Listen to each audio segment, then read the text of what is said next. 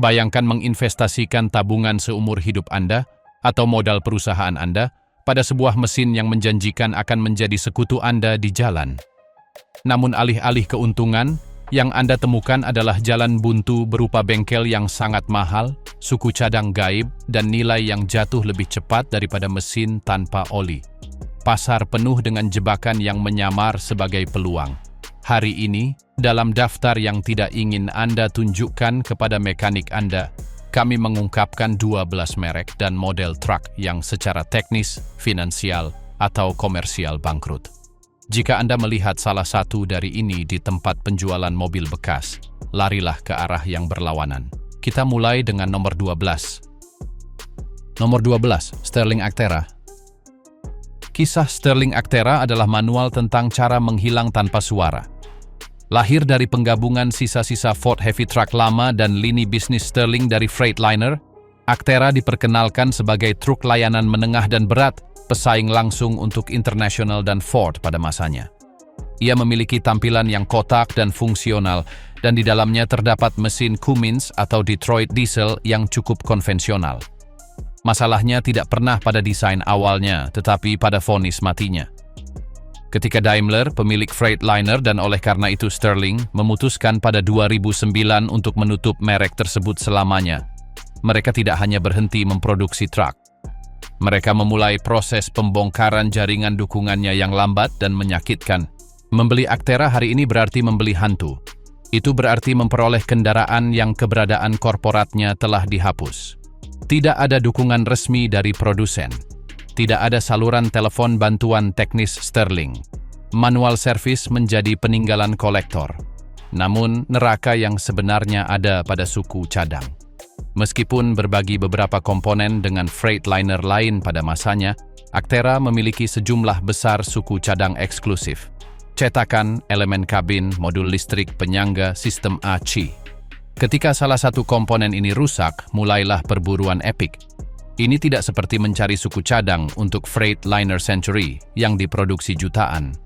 Ini adalah menelusuri tempat pembuangan barang rongsokan terpencil, forum internet yang terbengkalai, dan bengkel kecil yang mungkin, hanya mungkin, memiliki suku cadang berkarat di rak yang berdebu.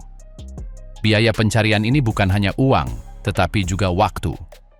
Truk Anda dapat terhenti selama berminggu-minggu atau berbulan-bulan, menunggu pedal rem, pegangan jendela, atau set instrumen muncul. Actera adalah personifikasi dari kematian karena pengabaian. Ini tidak secara inheren buruk, tetapi dunia telah bergerak maju tanpanya, dan menyeretnya ke masa kini adalah tugas yang sangat besar, mahal, dan dalam banyak kasus, tidak rasional secara ekonomi. Ini adalah yang pertama dalam daftar kami karena cacat terbesarnya adalah ketiadaan dukungan, ketiadaan masa depan, dan ketiadaan akal sehat bagi siapapun yang memutuskan untuk bertaruh padanya. Nomor 11, Ford Cargo. Ford Cargo adalah ikon. Di banyak negara, terutama di Eropa dan Amerika Latin, selama puluhan tahun ia mendefinisikan seperti apa truk distribusi kaku itu. Kabinnya yang rendah, ketahanannya yang dirasakan, dan prestis logo oval biru menjadikannya terlaris. Namun waktu dan kilometer tidak ramah pada generasi sebelum desain ulang integral pada dekade 2010. Membeli kargo tua, terutama yang dari tahun 90-an dan awal 2000-an, seperti membuka kotak Pandora yang penuh dengan gremlin listrik dan penyakit suspensi kronis. Masalah kelistrikan sudah melegenda. Kargo pada era itu menderita kabel yang, seiring berjalannya waktu, tampaknya memiliki pikiran sendiri. Konektor berkarat, isolasi retak, dan sirkuit mulai berperilaku aneh. Lampu yang menyala sendiri, indikator yang berkedip tanpa sebab, kegagalan intermiten pada injektor atau sensor yang membuat pengemudi dan mekanik dalam permainan tebak-tebakan abadi. Mendiagnosis kegagalan ini membutuhkan kesabaran yang luar biasa, dan teknisi listrik khusus yang kini menjadi spesies langka. Ini bukan masalah yang selalu membuat Anda mogok, tetapi merupakan sumber frustrasi kecil dan pengeluaran tak terduga yang konstan. Tetapi jika kelistrikan adalah sistem saraf yang sakit, suspensi depan adalah kaki patah yang tidak pernah sembuh dengan baik. Banyak kargo ini menggunakan sistem suspensi pegas daun depan dengan desain yang sangat menderita, dengan beban yang tidak seimbang atau jalan yang buruk. Penyangga pegas daun, bushing, dan komponen kemudi terkait aus dengan kecepatan yang tidak biasa. Hasilnya adalah truk yang berlayar di jalan, yang memerlukan koreksi kemudi konstan dan yang mengikis ban secara tidak merata dengan cara yang mengkhawatirkan. Menjaga penyelarasan dan geometri yang benar menjadi pertempuran yang hilang. Lubang tanpa dasar tempat membuang uang untuk suku cadang dan tenaga kerja.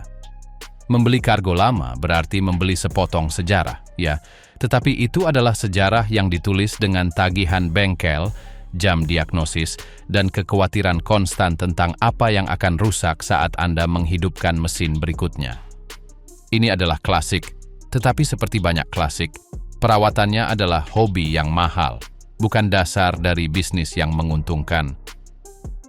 Nomor 10, Marmon. Berbicara tentang Marmon tahun 90-an adalah berbicara tentang sebuah legenda, sebuah truk yang dibangun hampir dengan tangan, dengan kualitas material dan tingkat personalisasi yang menyaingi mobil mewah. Mereka adalah mesin yang dipilih oleh pemilik operator paling sukses, yang menginginkan sesuatu yang unik, berukuran besar, dan dengan kehadiran di jalan yang membuat aspal bergetar. Marmon yang terawat baik dari era itu adalah karya seni bergerak. Dan disitulah masalahnya. Terawat baik adalah konsep yang, untuk Marmon, memiliki harga yang bisa melebihi harga truk baru kelas menengah. Mimpi buruk Marmon adalah spesialisasi yang ekstrim. Hampir tidak ada yang standar di truk itu. Itu hampir tidak berbagi komponen dengan merek lain. Sasis, kabin, elektronik, interior, semuanya adalah Marmon. Ketika perusahaan diakuisisi dan produksinya memudar, rantai pasokan suku cadang mengering hampir sepenuhnya. Tidak ada katalog di bengkel swalayan. Tidak ada replika generik. Membutuhkan segel kemudi sederhana, kaca spion khusus, panel instrumen, atau, jangan sampai terjadi, komponen struktural kabin menjadi sebuah pengembaraan. Ada 3 pilihan dan semuanya buruk. Pertama, mencari di tempat pembuangan barang rongsokan khusus Marmon, di mana harganya selangit karena suku cadang itu tidak dapat diganti. Kedua, mencoba meminta bengkel mesin berat membuat suku cadang sesuai pesanan dengan biaya teknik dan manufaktur unit yang menyertainya. Ketiga, kanibalisasi Marmon lain mengabadikan siklus tersebut. Sebagai alat kerja sehari-hari, Marmon tua adalah gajah putih. Nilai sentimental dan estetiknya berbanding terbalik dengan kelayakan ekonominya. Setiap kilometer yang ditempuh adalah taruhan, karena kerusakan sekecil apapun dapat berarti berminggu-minggu tidak aktif dan tagihan dengan 4, 5, atau 6 angka 0. Ini adalah truk yang sempurna untuk museum atau untuk kolektor jutawan dengan bengkel sendiri. Bagi orang lain itu adalah tiket pasti menuju kebangkrutan, mesin yang indah dan tidak berguna yang akan mengingatkan Anda setiap hari perbedaan antara truk dan patung bergerak bermesin. Nomor 9, Western Star 4900. Sebelum Western Star menemukan kembali dirinya sebagai merek mewah dalam grup Daimler dengan model 5700 dan 6900, ada sebuah legenda. Western Star 4900 dan saudara-saudaranya dari tahun 80-an dan 90-an adalah truk yang dibuat khusus, dengan tingkat keahlian dan kompleksitas mekanis yang membuatnya unik. Mereka adalah Cadillac jalanan, tetapi dengan mekanik kapal laut. Dan itulah justru mengapa mereka menjadi mimpi buruk di dunia nyata saat ini. Kompleksitas Western Star 4900 tua sangat luar biasa. Tidak jarang truk-truk ini memiliki sistem pneumatik berlebihan untuk rem dan suspensi, skema kelistrikan yang berliku-liku dengan relay dan sekering khusus untuk setiap fungsi, dan mesin yang sangat disesuaikan sehingga manual servis adalah dokumen unik untuk setiap sasis. Filosofinya adalah, jika Anda bisa membayangkannya, kami membangunnya. Hasilnya, puluhan tahun kemudian, adalah teka-teki yang tidak mungkin dipecahkan oleh mekanik manapun, kecuali seorang master tua yang bekerja di pabrik aslinya. Biaya perbaikan tidak tinggi, mereka sangat tinggi. Masalah sederhana pada sistem pendingin udara kabin yang canggih, yang seringkali merupakan unit aftermarket kelas atas yang dipasang di pabrik, mungkin memerlukan pembuatan selang khusus atau pencarian kompresor yang usang. Kebocoran pada sistem udara rem yang rumit dapat berarti membongkar separuh kabin untuk mengakses jalur yang terkubur di sasis.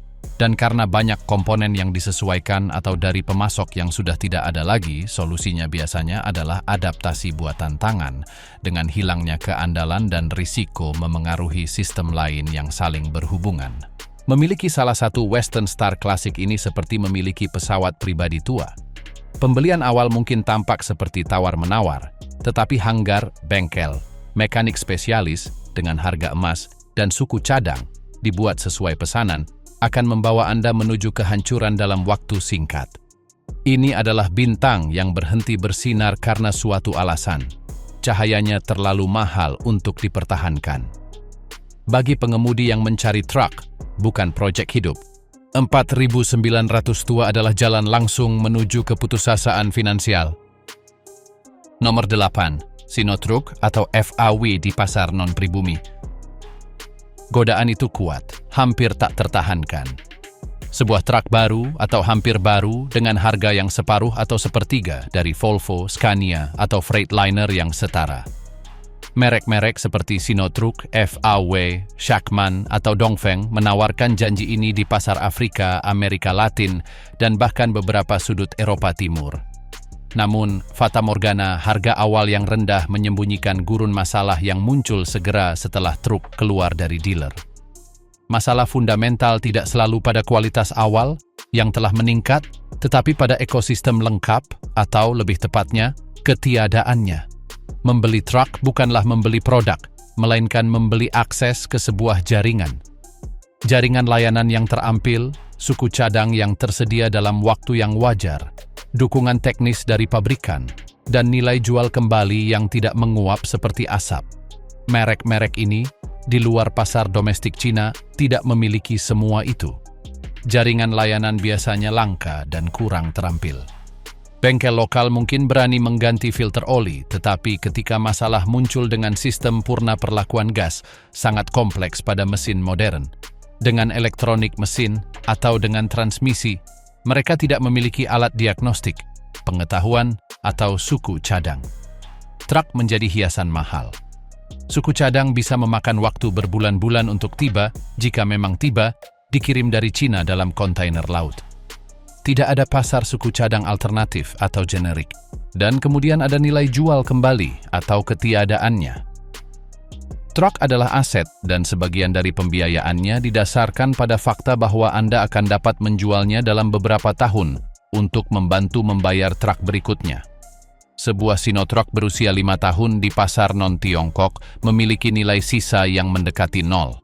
Tidak ada yang menginginkannya karena semua orang tahu ceritanya. Anda terjebak dengan aset yang terdepresiasi dengan sangat cepat dan tidak mungkin dicairkan. Harga awal yang rendah pada kenyataannya adalah harga penuh. Anda membayar semuanya di muka, termasuk ketidakmungkinan menjualnya di masa depan dan biaya henti kerja yang tak ada habisnya karena kerusakan tanpa solusi cepat. Ini adalah kehancuran yang lambat, pasti, dan total. Nomor 7. International TerraStar. International Trucks, sebuah nama dengan warisan yang sangat besar, membuat kesalahan perhitungan besar dengan TerraStar. Diluncurkan pada awal tahun 2010, itu adalah truk layanan kelas 4-5 yang dirancang untuk bersaing dengan Ford F650 dan Freightliner M2. Proposalnya adalah mesin diesel internasional berukuran sedang dan transmisi otomatis Allison. Semuanya terbungkus dalam kabin dengan gaya yang khas. Namun TerraStar lahir dengan cacat pabrik yang tidak pernah diketahui atau tidak ingin diselesaikan sepenuhnya oleh International. Masalah kronis dan dahsyat dengan transmisinya. Model transmisi Allison tertentu yang digunakan dan integrasinya dengan mesin dan perangkat lunak kendaraan adalah bencana. Pemilik dan armada melaporkan kegagalan yang sangat prematur, perpindahan gigi yang kasar, hilangnya tenaga, dan dalam banyak kasus, kehancuran transmisi sepenuhnya dengan kurang dari 100.000 kilometer. Bengkel Allison Independent mulai mengenali model ini sebagai pelanggan tetap dan berbiaya tinggi. Internasional meluncurkan revisi perangkat lunak dan kampanye layanan. Tetapi untuk banyak unit masalahnya tampak melekat pada desain. Dosa sebenarnya, bagaimanapun, adalah pengabaian. International, melihat penjualan yang rendah dan banyaknya keluhan, memutuskan untuk begitu saja menghentikan TerraStar. Mereka menghentikannya tanpa penerus yang jelas, meninggalkan pemilik dengan truk yang memiliki reputasi sebagai bom waktu mekanis dan, sekarang, dengan stigma sebagai model yatim piatu. Mendapatkan dukungan spesifik menjadi sulit. Teknisi yang mengkhususkan diri dalam model ini sedikit, dan niat baik pabrik untuk menyelesaikan masalah di bawah garansi dengan cepat menguap. Membeli TerraStar hari ini berarti membeli sisa-sisa percobaan yang gagal. Sangat mungkin Anda akan mendapatkan truk yang komponennya paling mahal dan paling kritis transmisinya, memiliki kemungkinan tinggi untuk gagal secara dahsyat.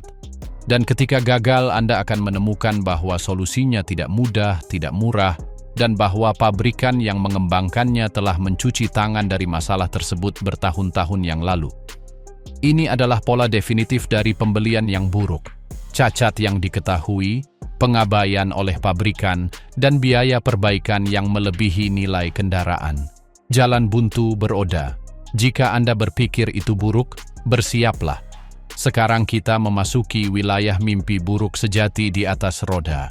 6 berikutnya bukan hanya pembelian yang buruk, itu adalah lubang hitam finansial yang telah menyebabkan seluruh armada bangkrut. Inilah yang terburuk dari yang terburuk. Nomor 6, Freightliner Argosy. Di pasar Amerika Utara yang terobsesi dengan truk kap panjang, Freightliner Argosy adalah burung langka, sebuah cabover modern dan kuat yang dirancang untuk aplikasi di mana panjang total sangat penting, seperti pada kereta jalan di Australia atau pada transportasi khusus tertentu. Namun nasibnya ditandai oleh ketidakpedulian. Ketika Daimler memutuskan untuk menariknya dari pasar, mereka tidak melakukannya dengan sorakan terakhir, melainkan dengan keheningan administratif yang telah menjadi hukuman abadinya. Argosy bukan hanya truk yang dihentikan produksinya. Itu adalah truk yang sepenuhnya ditinggalkan oleh ayahnya sendiri. Dukungan resmi menguap. Tidak ada saluran bantuan teknis, tidak ada pembaruan layanan, dan manualnya adalah peninggalan digital dalam format usang. Tapi neraka yang sebenarnya, sekali lagi, ada pada suku cadang. Argosy berbagi mesin dan transmisi dengan Freightliner lainnya, tetapi kabinnya, sasis spesifiknya, dan semua komponen bodi dan pemasangannya eksklusif.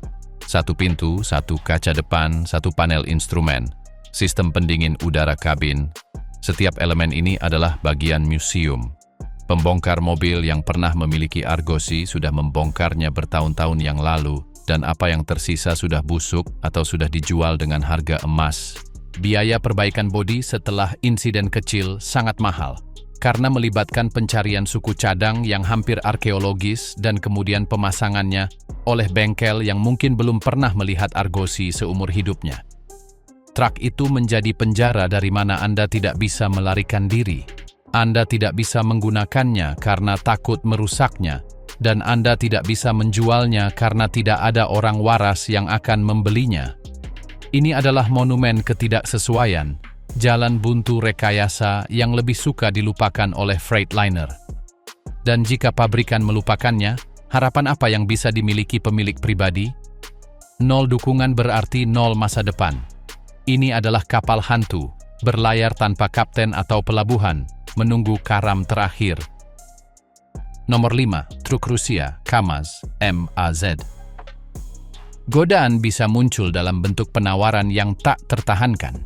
Sebuah KAMAZ 8x8 yang hampir baru, binatang buas yang tampaknya tidak bisa dihancurkan, dengan harga yang tampaknya seperti pencurian.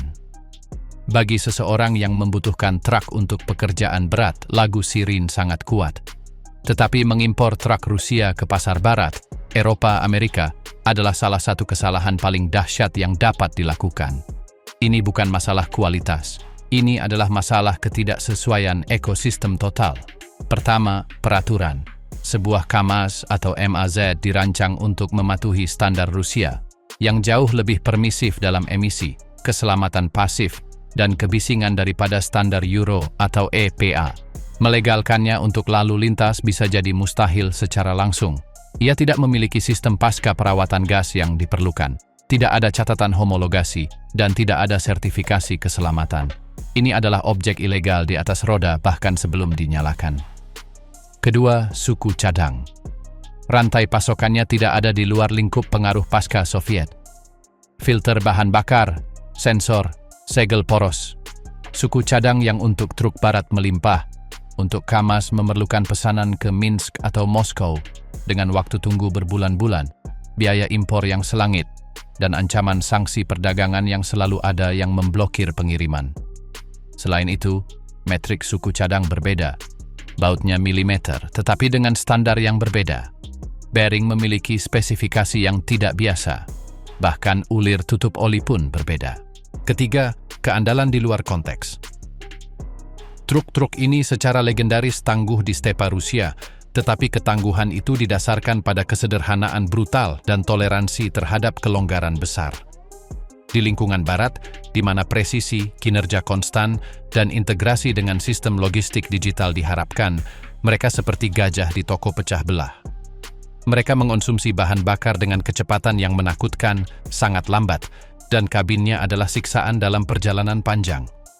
Membeli truk Rusia di luar habitatnya berarti membeli masalah monumental, mesin yang tidak akan pernah sepenuhnya legal, tidak akan pernah sepenuhnya dapat diandalkan, dan yang akan mengisolasi Anda dari seluruh infrastruktur dukungan yang memberi kehidupan pada perusahaan transportasi.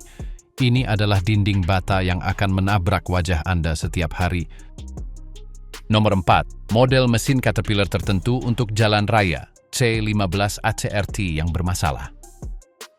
Di sini, tragedi memiliki nama yang dihormati, Caterpillar. Selama beberapa dekade, cincin oval merah di sisi mesin adalah segel kualitas yang tak tergoyahkan, torsi tak terbatas, dan daya tahan 1 juta mil. Kemudian datang era ACERT, teknologi emisi reaktif lanjutan Caterpillar, dan secara khusus beberapa mesin C15 ACERT dari pertengahan tahun 2000. Ini bukan masalah truk. Ini adalah masalah mesin legendaris yang membawa cacat bawaan. Cacat yang sangat mahal untuk diperbaiki, sehingga telah mengutuk truk-truk yang seharusnya sehat sempurna untuk dibongkar. Masalahnya terletak pada kepala silinder. Dirancang untuk menahan tekanan ekstrim dan suhu teknologi emisi ACERT, beberapa kepala silinder ini memiliki retakan mikro atau cacat pengecoran. Seiring waktu dan penggunaan, retakan ini menyebar.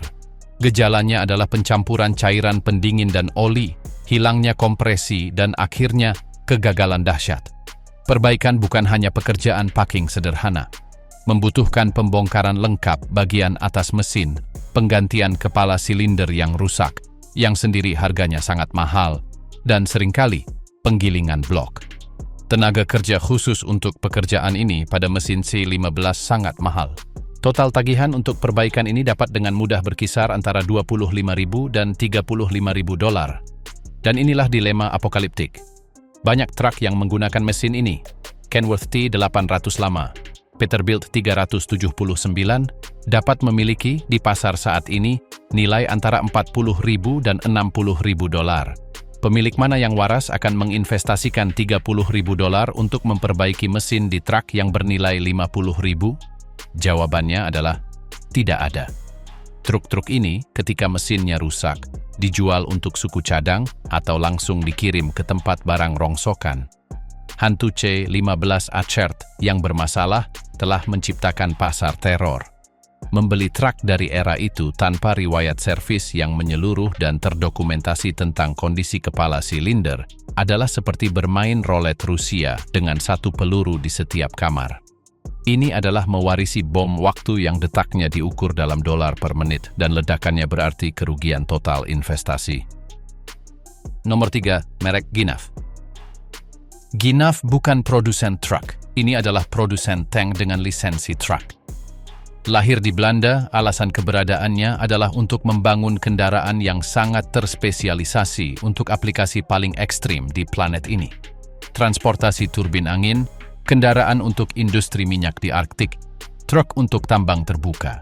Sebuah Ginaf adalah mahakarya rekayasa, dengan gandar desain sendiri, sistem suspensi hidropneumatik, rangka baja paduan, dan mesin bertenaga sangat tinggi.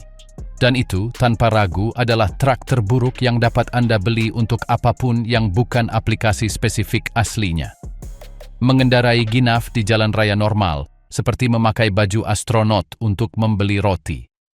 Semuanya di dalamnya dioptimalkan untuk ketahanan ekstrem, bukan untuk efisiensi, kenyamanan, atau biaya. Konsumsi bahan bakar sangat besar karena mendorong massa besar dengan aerodinamika bata. Bannya khusus, berprofil rendah, dan harganya selangit. Suspensi yang luar biasa untuk menyerap bebatuan berukuran setengah meter, tidak nyaman dan reaktif di jalan raya. Tapi lubang hitam yang sebenarnya adalah perawatan. Tidak ada bengkel pinggir jalan untuk Ginaf. Setiap intervensi membutuhkan teknisi khusus, alat khusus, dan tentu saja suku cadang yang hanya diproduksi Ginaf di Belanda. Pemeriksaan rutin berbiaya sama dengan perbaikan besar pada truk biasa. Kerusakan pada sistem hidropneumatik yang kompleks dapat berbiaya lebih dari nilai truk bekas merek konvensional. Ini adalah kendaraan yang dirancang agar biaya operasional menjadi detail sekunder dalam proyek senilai ratusan juta. Di tangan pemilik operator atau armada kecil, itu adalah kanker finansial. Ini adalah lambang gajah putih, aset dengan kapasitas yang memukau yang, dalam konteks yang salah, menghabiskan Anda hidup-hidup dengan pengeluaran hingga tidak ada yang tersisa. Membeli Ginaf tanpa kontrak jutaan dolar yang membenarkan keberadaannya adalah definisi kegilaan bisnis. Nomor 2, truk-truk dari era Navistar MaxxForce. Pada awal tahun 2000, Navistar International membuat keputusan strategis yang berani dan, jika ditinjau kembali, bencana. Mereka memutuskan untuk mengembangkan keluarga mesin diesel emisi canggih mereka sendiri, MaxxForce, untuk berhenti bergantung pada pemasok seperti Cummins. Mesin MaxxForce 11 dan 13 yang melengkapi ribuan truk International ProStar dan Lone Star dengan cepat menjadi identik dengan kegagalan rekayasa terburuk dalam sejarah modern transportasi Amerika Utara. Masalahnya berlipat ganda dan sistemik.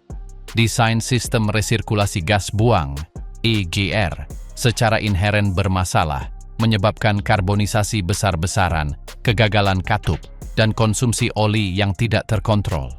Sistem purna perawatan terus-menerus gagal. Mesin-mesin tersebut mengalami kehilangan tenaga, mogok di tengah jalan, dan masa pakai yang sangat singkat. Armada melihat bagaimana truk-truk baru ini menghabiskan lebih banyak waktu di bengkel daripada di jalan. Navistar mencoba menambal masalah dengan pembaruan perangkat lunak dan revisi, tetapi cacatnya adalah desain fundamental. Hasilnya adalah banjir tuntutan hukum kelompok, hilangnya kepercayaan pelanggan yang tidak pernah sepenuhnya pulih oleh Navistar, dan pasar barang bekas yang tercemar. Membeli International ProStar dari era MaxxForce sama dengan membeli lotre di mana satu-satunya hadiah adalah tagihan perbaikan senilai $20.000 untuk rekonstruksi mesin. Truk-truk ini memiliki stigma yang begitu dalam sehingga nilai sisa mereka secara praktis nol. Mereka adalah hantu pendendam dari keputusan korporat yang buruk dan telah menghancurkan secara finansial ratusan pemilik operator dan armada kecil. Ini adalah eksperimen gagal yang menghancurkan kredibilitas merek berusia 100 tahun. Menyentuhnya, meskipun harganya terlihat murah, sama dengan menyentuh kusta mekanis. Nomor 1, setiap truk dari pabrikan Oliver yang sudah punah. Dan kita sampai pada jurang maut. Posisi nomor 1 bukanlah untuk model tertentu, melainkan untuk prinsip universal kelangsungan hidup di dunia transportasi. Truk terburuk yang bisa Anda beli adalah truk yang pabrikannya telah menghilang dari peta tanpa meninggalkan pewaris yang jelas, jaringan dukungan, atau arsip cetak biru. Merek seperti Oliver, Brockway, White dalam kepergian terakhirnya, atau Diamond Reo di Amerika, atau Seddon Atkinson ERF dalam konteks tertentu di Eropa. Ini bukan merek yang dihentikan oleh megakorporasi yang masih ada, seperti Sterling. Mereka adalah merek mati dan terkubur, yang asetnya dilikuidasi dan desainnya hilang ditelan waktu. Membeli truk dari merek seperti itu sama dengan membeli fosil. Ini berarti memperoleh objek yang tidak lagi memiliki tempat dalam ekosistem global. Tidak ada pabrikan, tidak ada departemen suku cadang, tidak ada insinyur yang bisa dihubungi, tidak ada tempat pembongkaran khusus karena sudah tidak diproduksi selama 30 tahun.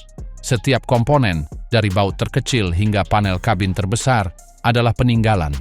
Jika rusak, itu tidak diperbaiki, itu diciptakan kembali dengan biaya yang tidak ada hubungannya dengan kenyataan. Truk-truk ini adalah monumen kesia-siaan. Mereka mungkin dalam kondisi sempurna, mereka mungkin memiliki mesin yang masih berfungsi, tetapi nilai praktisnya adalah nol.